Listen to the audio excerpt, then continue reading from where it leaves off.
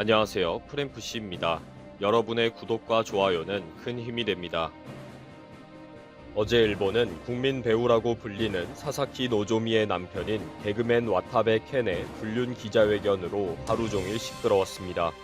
일본의 모든 언론이 생중계를 하면서 엄청난 뉴스를 쏟아냈습니다. 그런데 갑자기 도쿄지검 특수부의 아베 소환 소식이 전해지면서 큰 충격을 주었습니다. 도쿄지검 특수부가 아베 신조 전 일본 총리에게 사정 청취를 요구했다는 뉴스가 3일 12시 19분에 교도통신과 NHK를 통해 속보로 알려졌습니다. 특히 정치계에서는 스가가 이제 본색을 드러냈다. 무서운 스가이다. 라는 반응까지 나올 정도로 혼란에 빠졌습니다. 오늘 아침에는 도쿄지검 특수부가 아베 후원의 대표와 직원 2명을 정치자금법 위반으로 약식 기소하는 방향으로 검토하고 있다는 속보도 나왔고요. 별도 재판을 열지 않고 서류 검토만으로 벌금액을 결정하는 약식 명령을 내리는 처분이지만 신속하게 이루어지는 검찰의 조치에 긴장하고 있습니다. 도쿄지검 특수부는 4천만 엔, 약 4억 2천만 원을 정치자금 보고서에 기재하지 않은 정치자금법 위반 사항에 대해 아베가 미리 알고 있었거나 구체적으로 지시를 했는지를 확인하려고 합니다. 이미 후원회 직원들의 증언과 호텔 측의 영수증 확인으로 아베가 그동안 거짓말을 수도 없이 해왔다는 것은 명백하게 밝혀졌기 때문입니다. 일본 언론은 아베의 소환 소식을 전하면서 자세한 사건 경위와 함께 최근에 아베가 다시 권력자 행세를 한 것이 방어를 위한 것이 아닌가라고 의심하는 보도를 하고 있습니다. 또 평소 스가린이라고 불리기도 했던 스가의 냉철한 판단력이 아베를 치기로 작정한 것이라는 분석도 있습니다. 스가린은 스가와 소련의 잔혹한 독재자 스탈린을 합쳐서 부르는 별명일 정도로 비슷한 인격이라는 것입니다. 소환일자는 국회가 5일 폐회를 하면 바로 아베 본인으로부터 사정 청취를 하는 것으로 일정을 조정하고 있습니다. 아베의 소환 소식이 알려진 후에 자민당의 각 개파는 즉시 성실하게 조사를 받아야 한다라는 의견을 밝혔습니다. 이시바 시게루 의원이나 야당들이 아베에 대해 비판을 하는 것은 충분히 이해가 되지만 모든 개파들이 이렇게 말하는 것이 놀라울 정도입니다. 정치자금법에 대한 일본 국민들의 비판이 유별나게 높다는 것을 의식한 보여주기식의 발표라는 거죠. 이런 아베의 거짓말이 구체적으로 확인된 지난 11월 말부터 SNS상에서는 아베 체포, 아베의 체포를 요구한다 등의 태그를 단 트윗 활동이 활발해졌습니다. 11월 23일 도쿄지검 특수부가 벚꽃 보는 모임 전야제 만찬을 둘러싸고 아베 후원회의 직원들을 소환 조사하기로 했다는 소식이 알려지면서부터입니다. 갑자기 이렇게 일본 전역이 아베 체포라는 태그와 트윗이 활발해지면서 누가 이런 작전을 세웠는가, 무슨 의도이며 어떤 세력일까 라는 분석 기사까지 나왔습니다. 트위터에서는 드디어 아베를 정치자금법 위반으로 도쿄지검이 소환을 요청했다.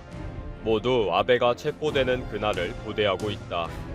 아베 신조가 체포 이후에 감옥 갈 가능성과 현실에 대해 유튜브로 17시에 공개한다. 아베가 몰랐을 리가 없다. 아베를 체포해라. 몰랐다고 거짓말을 하는 아베가 변명이 통하면 일본은 법치국가가 아니다. 라는 반응들이 쏟아지고 있습니다. 이제 아베가 소환되면 빼도 박도 못하는 외통수에 걸렸다는 분석 기사도 있기 때문에 쉽게 무혐의로 넘어가지 않을 것은 확실합니다. 아베의 국회에서의 거짓말 답변을 확인시켜주는 명백한 증언과 증거들이 넘치기 때문입니다. 그동안 5년 동안 매년 차액 300만 엔 내외를 아베 사무실에서 대신 지불하고 호텔은 영수증을 꼬박꼬박 전달했다는 증언이 나왔습니다. 호텔은 아베 사무실에서 돈을 받고 영수증을 발행했다고 하는데 아베 사무실은 영수증을 받자마자 바로 폐기했다고 증언이 나왔습니다. 호텔이 발행 사실을 인정했기 때문에 사무실은 폐기 사실을 인정하지 않을 수가 없었다는 것입니다. 호텔이 발행한 영수증의 수신인이 아베의 정치 자금을 관리하는 신와카이라는 것이 밝혀졌습니다. 그리고 5년간 총 916만 엔, 약 9,700만 원으로 도쿄지검 특수부가 확인했다고 아사히 신문의 취재로 폭로되었습니다.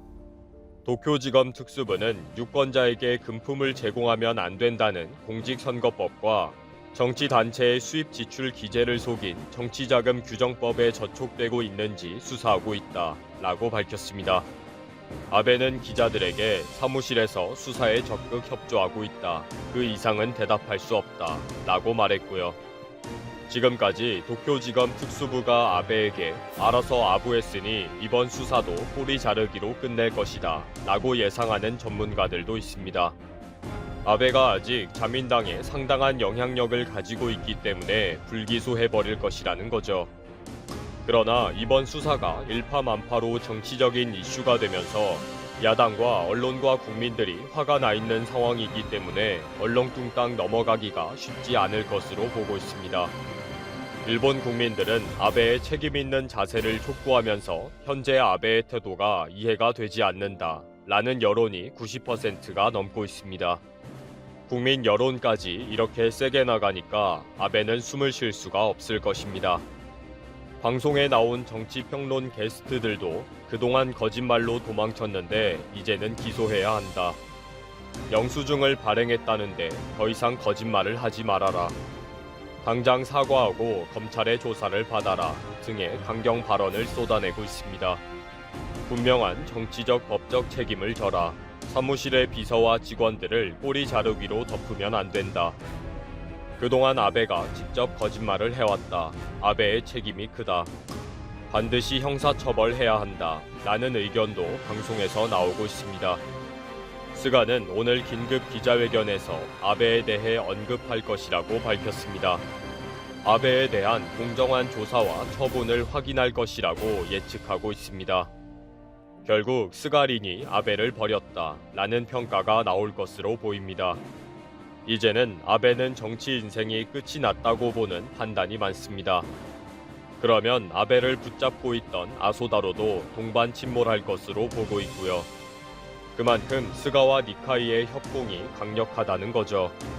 항상 아베에게 문제가 있을 때마다 어차피 아베는 벌을 받지 않을 것이라고 예상해왔는데 이번에는 그 예상이 빗나갈 수 있을 것으로 기대해 봅니다. 갈수록 흥미진진하게 전개되는 갈라파고스의 소식은 항상 속보로 전해드리겠습니다. 시작해 보도록 하겠습니다. 첫 번째 주제는 CNN이 보도를 했죠.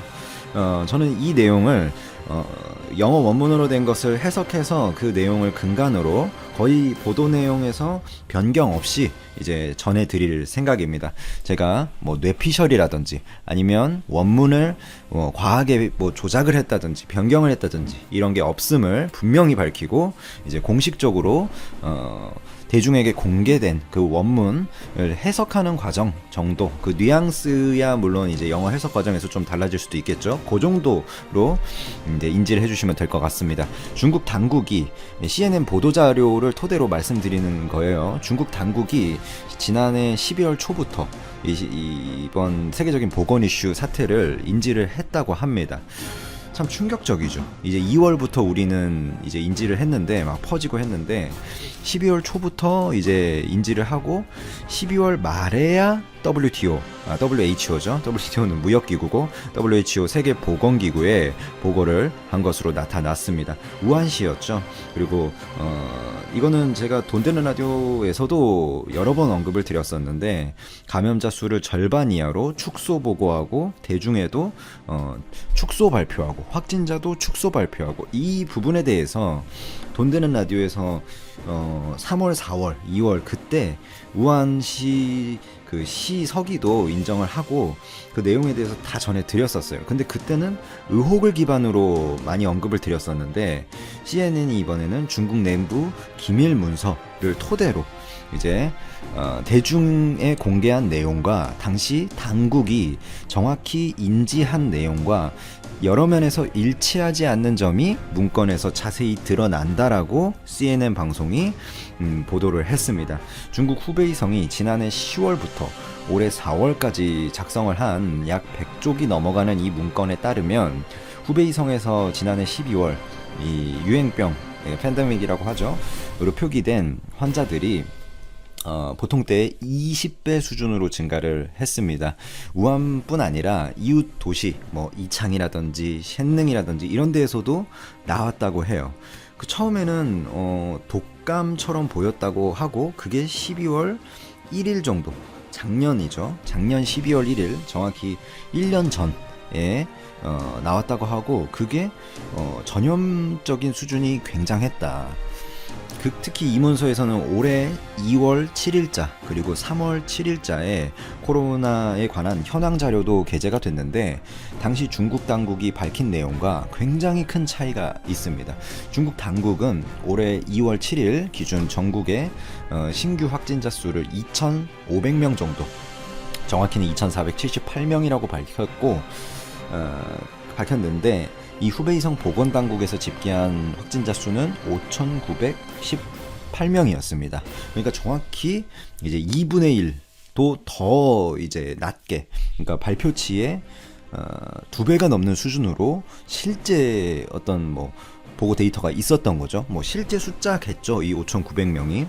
정부 기밀 문건상에 기재가 돼 있는 게 실제다라고 만약에 우리가 믿는다면 축소 발표, 조작 발표를 했다는 게 명확한 상황입니다. 3월 7일자 자료를 한번 보면 사망자 수치가 축소 또 공개됐어요. 사망자입니다. 이번엔 아까는 확진자였고 당시 중국 정부가 공식 발표한 자료를 토대로 이야기를 해보면 후베이 성내 사망자 누계 지금까지 총 사망한 이 안타까운 그 수치가 2,986명이었는데 현지 보건당국은 이 3,456명으로 집계를 했습니다. 이 내부 기밀 문건을 통해 확진자가 본격적으로 급증했던 시기에 지역 보건당국의 진단 역량이 상당히 열악했다라는 것을 이제 CNN에서 확인을 했고요. 그 다음에 후베이성에서 이번 사태 발병 후에 첫 한 달 동안 환자 증상 발현 시점부터 확진 판정이 나오기까지 걸린 기간이 평균적으로 한 23일 정도로 기록이 되어 있습니다. 물론 이제 신종 질병이었기 때문에 어려움이 있지만 23일은 굉장히 지나치게 긴 시간이다라는 전문가들의 의견이 있었고요. 당시에 사용된 진단 장비 자체 역시 정확성이 굉장히 낮은 것으로 결론이 났습니다. 그게 이제 올해 1월 10일자로 표기된 감사 자료에 따르면 보건당국이 이 진단을 위해서 과거에 사스, 그게 중증 급성 호흡기 증후군이죠. SARS, 사스 진단 장비를 사용하고 있었는데 감사 자료는 해당 장비가 양성 사례를 음성으로 잘못 판단하는 경우가 많았다고 합니다. 그래서 초반에 어떤 어려움이 많이 있었다는 거죠.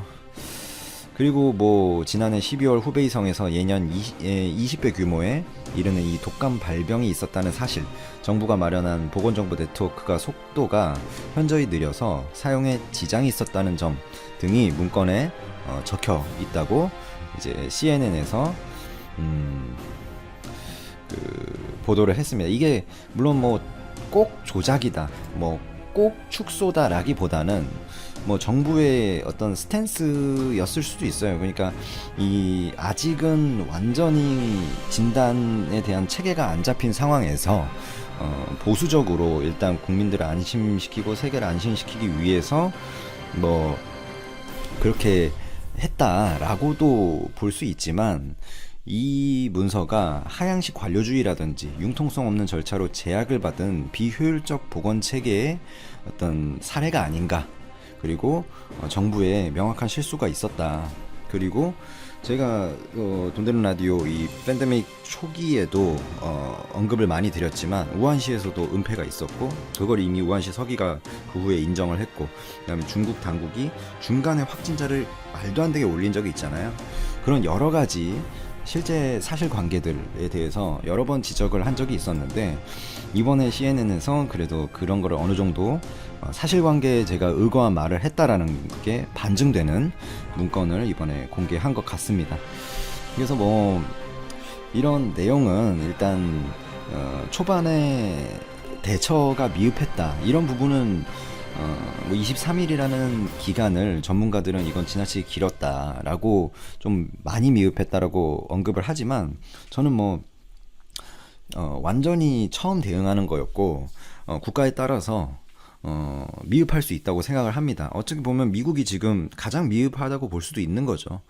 하지만 중요한 것은 투명하게 공개하냐라는 부분입니다. 그래서 처음에 이런 우한시에서 퍼질 때 완전히 투명하게 빠르게 공개가 됐다면 상황이 많이 달라졌을 수도 있다라고 말하는 분들도 있거든요. 그래서 의도적으로 조작하고 이걸 축소하려고 했다는 정황이 있다는 것은 좀 실망스럽다. 뭐 요 정도로만 제가 뭐 이게 뭔가 특별한 뭔가 있다라고 의혹을 제기하기보단 좀 안타깝다라는 부분 정도만 이야기하겠습니다. 두 번째 주제로 넘어가 보죠.